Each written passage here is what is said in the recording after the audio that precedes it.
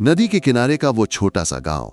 नदी के किनारे बसे उस छोटे से गांव में शाम ढलने लगी थी। पश्चिमी आकाश में सिंदूर बिखेरा हुआ सा लाल रंग फैल रहा था।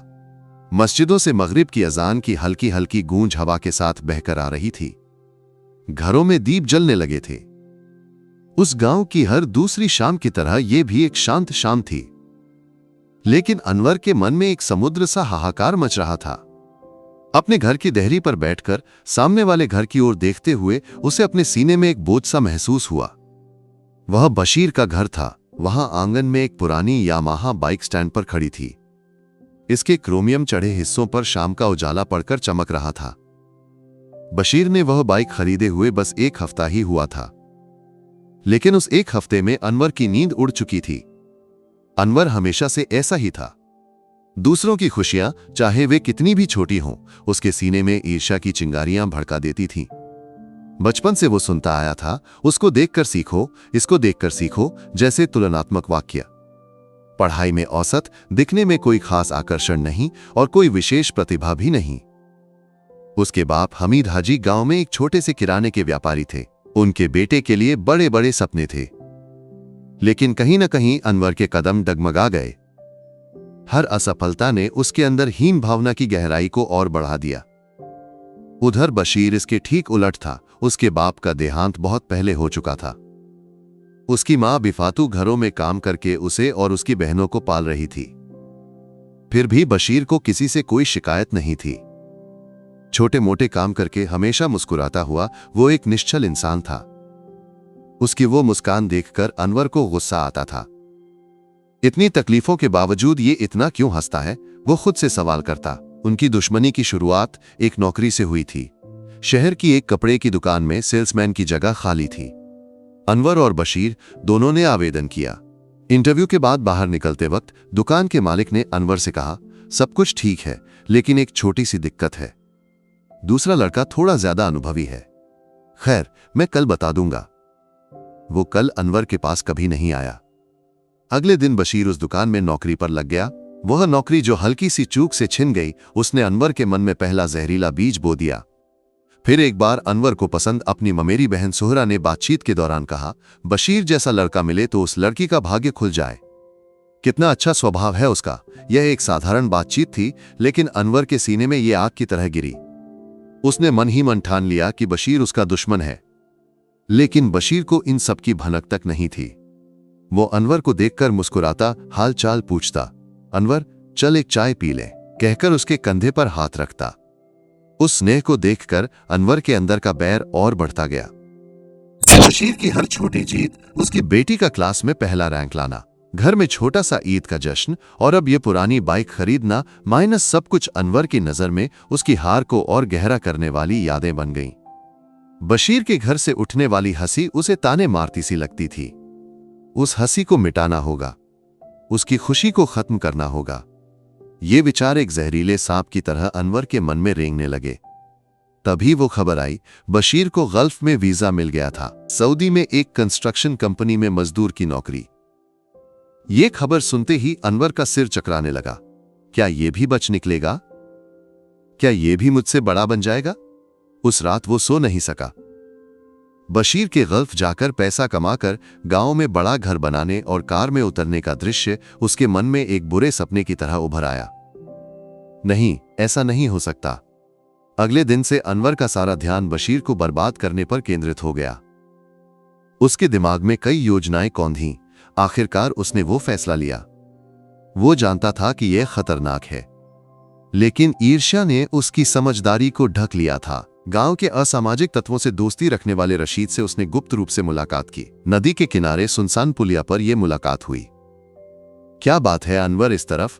रशीद ने बीड़ी सुलगाते हुए पूछा। अनवर का गला सूख गया।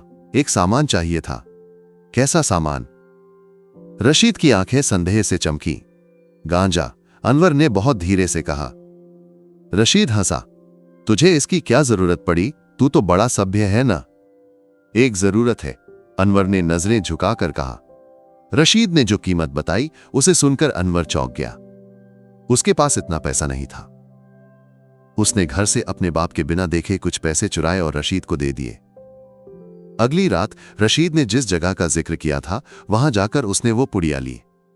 उसके हाथ कांप रहे थे, सीने में धड़कनें गूंज रही थीं। डर और नफरत उसकी रगों में एक साथ दौड़ रही थीं। उस छोटी सी पुड़िया में एक पूरी दुनिया को बर्बाद करने की ताकत थी।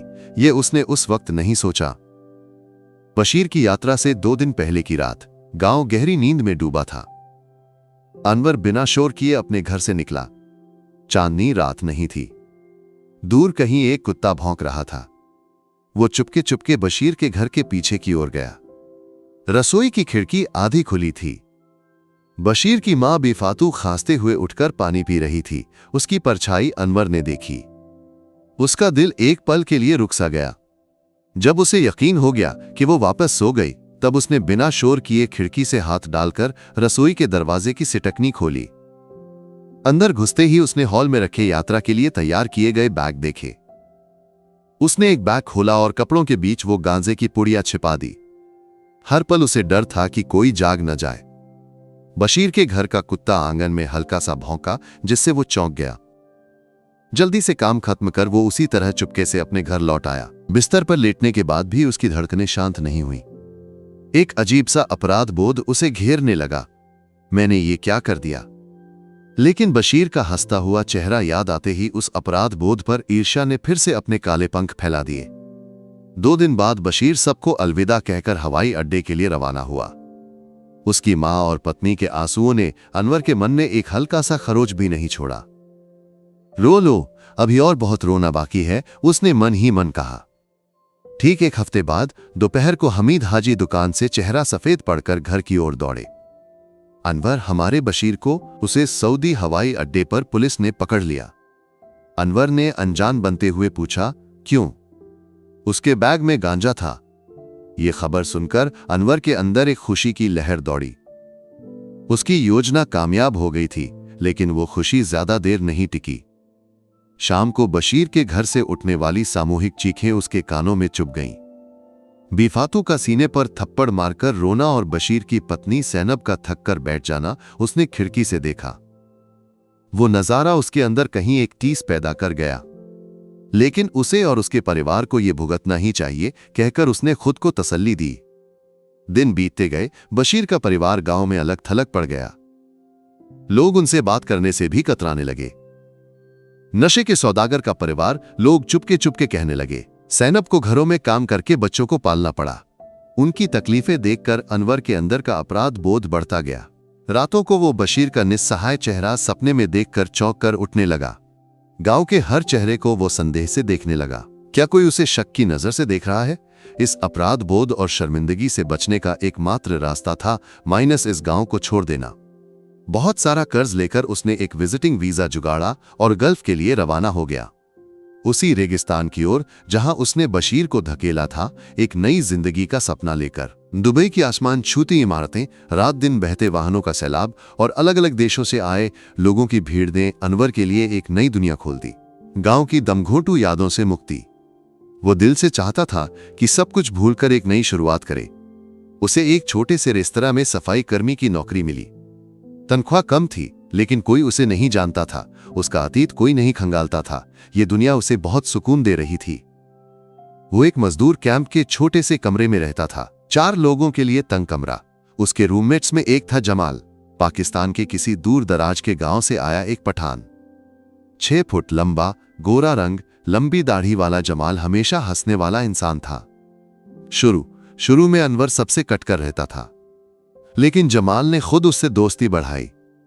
अनवर भाई, क्यों अकेले बैठे हो? चलो साथ में खाना खाते हैं, कहकर जमाल उसे प्यार से बुलाता। भाषा की दिक्कत में फंसे अनवर को उसने अरबी और हिंदी सिखाई। छुट्टियों में उसे दुबई की सैर करवाने ले गया। धीरे धीरे जमाल ने अनवर के दिल में जगह बना ली। अनवर को लगने लगा कि बशीर को धोखा देने के बाद अल्लाह ने उसे जमाल के रूप में एक भाई दिया है। लेकिन महीनों बीतते गए और अनवर ने जमाल की जिंदगी में कुछ असंगतियां देखनी शुरू की। जमाल एक साधारण मजदूर था, मामूली तनख्वाह, लेकिन उसके पास लेटेस्ट मॉडल का आईफोन था, हाथ में महंगी राडो घड़ी। एक बार अनवर ने पूछा, जमाल भाई, इतना महंगा फोन कैसे? जमाल ने हल्के से हंसकर कहा, ये हमारे कंपनी मैनेजर ने गिफ्ट किया। मेरे काम से वो बहुत खुश है। उस जवाब में अनवर को कोई शक नहीं हुआ। लेकिन बाद में कई बार देर रात को जमाल को फोन कॉल्स आने लगे। वो कमरे से बाहर जाकर धीमी आवाज में अरबी में बात करता। अनवर के पास जाने पर वो फौरन बात बंद कर फोन काट देता। पूछने पर कहता घर पर फोन किया था। उसकी आंखों में घबराहट अनवर से छुपी नहीं थी। कुछ दिनों में जमाल के पास अचानक बड़ी रकम आने लगी, हजारों दिरहम। ये इतना पैसा कहां से? अनवर ने हैरानी से पूछा तो जवाब मिला, घर पर थोड़ा सा जमीन बेचा था, उसका पैसा एक साथ मिल गया। इसके अलावा कुछ अनजान अरबी लोग कमरे में आकर जमाल से बात करके चले जाते। उनके जाने के बाद जमाल के चेहरे पर अजीब सी खुशी और राहत दिखती। वे कौन थे? अनवर ने पूछा। अरे वे मेरे गांव वाले हैं, यहां बिजनेस करते हैं, बस यूं ही मिलने आए थे। जमाल टाल जाता। ये घटनाएं अनवर के मन में बेचैनी भर रही थीं। उसे यकीन था कि जमाल उससे कुछ छुपा रहा है, लेकिन इस परदेसी दुनिया में उसके पास एकमात्र सहारा था जिसे शक करना या सवाल करना उसे डरावना लगता था। इसी बीच गांव की यादें उसे सताती रहीं। नींद में वो बशीर और उसकी रोती हुई मां को देखकर चौंक कर उठता। फोन पर घर बात करते वक्त उसने अनजाने में अपनी मां से पूछ लिया, अम्मा, बशीर के घर का क्या हाल है? दूसरी तरफ से मां की आवाज कांप गई। उसके बारे में क्या बोलना? उसकी मां दुख से बिस्तर पर है। पत्नी घरों में काम करके बच्चों को पाल रही है। हमें क्या लेना देना बेटा? यह सवाल अनवर के सीने में कोड़े की तरह पड़ा। एक दिन तनख्वाह मिलने पर वो एक मनी एक्सचेंज में गया, बशीर की पत्नी सैनब के नाम पर कुछ पैसे भेजने के लिए, जैसे एक प्रायश्चित। फॉर्म भरकर काउंटर पर दिया ही था कि उसके सीने में डर समा गया। अगर गांव में किसी को पता चला, अगर कोई पूछे कि अनवर उनके लिए पैसे क्यों भेज रहा है, क्या मैं पकड़ा जाऊंगा? इस डर ने उसे पीछे खींच लिया। उसने वो फॉर्म फाड़ दिया और बाहर निकल गया। उसे लगा कि वो प्रायश्चित करने के लायक भी नहीं है। जमाल से दोस्ती जारी रही, लेकिन उसकी रहस्यमयी हरकतें अनवर को परेशान करती रहीं। एक जुमे के दिन जमाल ने उसे बाहर बुलाया। चल अनवर भाई, देरा चलते हैं, तुझे एक नई शर्ट दिलवाता हूं। अनवर खुश हुआ। वे बस से देरा गए। एक बड़े शॉपिंग मॉल में जमाल ने उसे एक महंगी शर्ट खरीद कर दी। वापस कमरे में लौटते वक्त जमाल ने एक पुड़िया अनवर के हाथ में थमाई। ये क्या है? अनवर ने पूछा। ये एक छोटा सा सामान है, मेरे एक दोस्त को देना है, वो कल हमारे कमरे में आएगा। अगर मैं ना रहूं तो तू दे देना, जमाल ने कहा। अनवर ने वो पुड़िया लेकर अपने बैग में रख ली। वो एक छोटे से परफ्यूम बॉक्स जैसी लग रही थी। उस रात अनवर सो नहीं सका। जमाल की हरकतों का रहस्य उसे डराने लगा। उस पुड़िया में क्या हो सकता है, वो सोचने लगा। उसे खोलकर देखने का मन हुआ, लेकिन जमाल को धोखा देना सही नहीं लगा। उसने सोचा कि अपनी जिंदगी का एकमात्र दोस्त पर शक करना पाप है। शायद बशीर के साथ किए गए गुनाह का फल ही ये सारे शक हैं। उसने खुद को तसल्ली दी। अगली रात अनवर थक कर जॉब से कमरे में लौटा। जमाल बाहर गया था। नहाकर खाना खाने बैठा ही था कि दरवाजे पर खटखट हुई। उसने जाकर दरवाजा खोला। बाहर 4-5 लोग खड़े थे। अरबी साधारण कपड़ों में थे, लेकिन उनकी नजरें और अंदाज देखकर अनवर के अंदर डर समा गया। जमाल, उनमें से एक ने रूखे लहजे में पूछा। वो बाहर गया है, अनवर हकलाया। उन्होंने उसे धक्का देकर कमरे में घुस गए। अरबी में कुछ चीख रहे थे। बूटों की आवाज फर्श पर गूंज रही थी। अनवर समझ नहीं पा रहा था कि क्या हो रहा है। उन्होंने कमरे की तलाशी शुरू कर दी, बिस्तर के नीचे, अलमारी में, कपड़ों के बीच। तभी एक ने जमाल के बिस्तर के नीचे से एक काला बैग खींच लिया। उसे खोलते ही उसमें रखी पुड़ियों को देखकर उनके चेहरे सख्त हो गए। उसी पल जमाल कमरे में दाखिल हुआ। पुलिस को देखकर उसका चेहरा सफेद पड़ गया। वो भागने की कोशिश करने लगा, लेकिन उन्होंने उसे पकड़ लिया। ये क्या है? एक पुलिस वाले ने उन पुड़ियों को जमाल के चेहरे के सामने लहराते हुए पूछा। मुझे नहीं पता सर, मुझे कुछ नहीं पता, जमाल रोने लगा। तभी एक और पुलिस वाले ने अनवर का बैग खोला और उसमें से वो परफ्यूम बॉक्स निकाला। उसे खोलते ही उसमें सफेद पाउडर दिखा। यह भी तेरा है? अफसर ने अनवर से अरबी में चिल्लाकर पूछा। नहीं, ये मुझे जमाल ने दिया था, उसके दोस्त को देना था, अनवर घबराहट में बोला। उसका जवाब सुनकर जमाल ने हैरानी से उसे देखा। फिर पुलिस से बोला, सर ये झूठ बोल रहा है, मुझे कुछ नहीं पता, ये सब इसने लाया है। अनवर को यकीन नहीं हुआ। जिसे वो भाई मानता था, जिसने उसे सहारा दिया, उसने उसे धोखा दे दिया। उसका सिर चकराने लगा।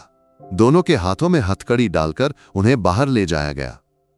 अनवर ने आखिरी बार उस कमरे की ओर देखा। सब कुछ तहस नहस पड़ा था, जैसे उसकी जिंदगी। पुलिस स्टेशन में पूछताछ एक बुरा सपना थी। भाषा उसका सबसे बड़ा दुश्मन थी। वे अरबी में सवाल करते और एक दुभाषिया हिंदी में अनुवाद करता। अनवर को नहीं पता था कि अनुवाद सही है या नहीं। उसका डर और घबराहट पुलिस की नजर में उसे अपराधी बना रही थी।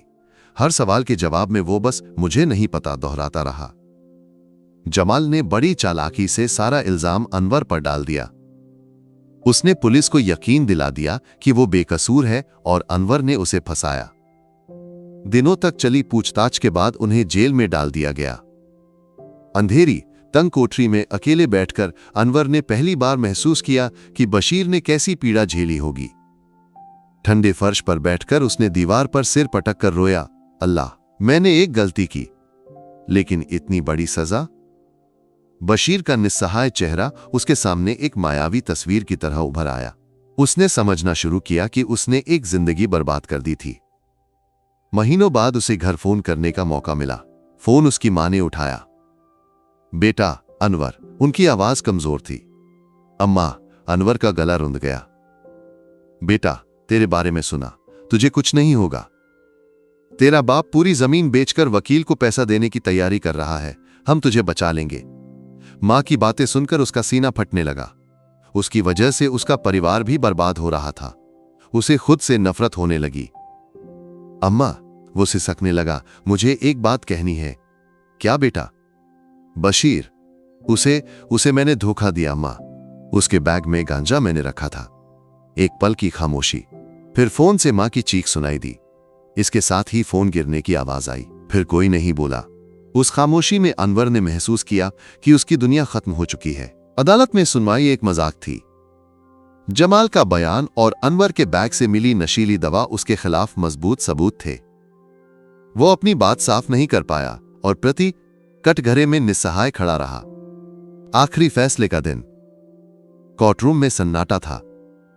जज ने अरबी में फैसला पढ़ना शुरू किया। अनवर को कुछ समझ नहीं आया। उसने दुभाषिए की ओर देखा। फैसला पढ़ने के बाद दुभाषिया उसके पास आया और उसके कान में एक शब्द बोला, एहदाम। एहदाम। अनवर को समझ नहीं आया। दुभाषिए ने फिर साफ किया, मृत्युदंड। उस एक शब्द में उसकी दुनिया ठहर गई। उसे लगा कि जमीन उसके पैरों तले से खिसक गई। आंखों में अंधेरा छा गया। मौत को सामने देखते हुए उसके मन में आखिरी बार वो दृश्य उभरा जब बशीर को पुलिस ले जा रही थी और उसकी आंखों में निस्सहायता और दर्द था। उसने जो दर्द दिया था वो उसे कई गुना बढ़कर ब्याज समेत वापस मिल गया था। कर्म, वो अपने फल को ढूंढने कितनी भी दूर क्यों न चला जाए, ये बात कितनी सही थी। 5-6 साल बीत गए।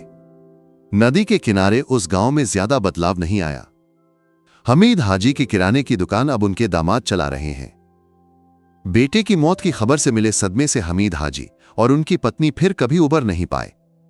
जल्द ही उन्होंने भी इस दुनिया को अलविदा कह दिया। उसी गांव के एक कोने में एक छोटी सी किराने की दुकान के सामने बैठकर बशीर सामान का हिसाब लिख रहा है। 5 साल की जेल के बाद उसकी बेगुनाही साबित हुई और वो 2 साल पहले गांव लौटा। गल्फ जाकर बच निकलने का सपना टूट चुका था। अब ये छोटी सी दुकान उसका एकमात्र सहारा है। आर्थिक रूप से बड़ा मुकाम न होने के बावजूद वो अपनी पत्नी और बच्चों के साथ सुकून से जी रहा है। एक शाम दुकान पर अच्छी खासी भीड़ थी। तभी गल्फ से छुट्टी पर आया एक पुराना परिचित उससे मिलने आया। बशीर, एक दुखद खबर है। क्या? बशीर ने सिर उठाकर देखा। हमारा अनवर, उसे पिछले महीने वहां फांसी दे दी गई। यह खबर सुनकर बशीर के चेहरे पर न बदले की खुशी थी, न मुस्कान, बल्कि एक अजीब सा जमाव था। हाथ में पकड़ा पेन नीचे रखकर वो चुपचाप बाहर की ओर देखने लगा। उसकी आंखें नम नहीं थीं, लेकिन चेहरे पर सालों की पीड़ा और नुकसान की एक परछाई पड़ गई थी। उसने आकाश की ओर देखकर एक लंबी सांस ली। उस सांस में सब कुछ समा गया था। एक समय के दोस्त के लिए हल्का सा दुख, टूटे हुए सपनों की याद और ये एहसास कि सब कुछ समय के हिसाब किताब में लिखा जा चुका है। हवा मस्जिद की मीनारों को छू कर गुजर गई।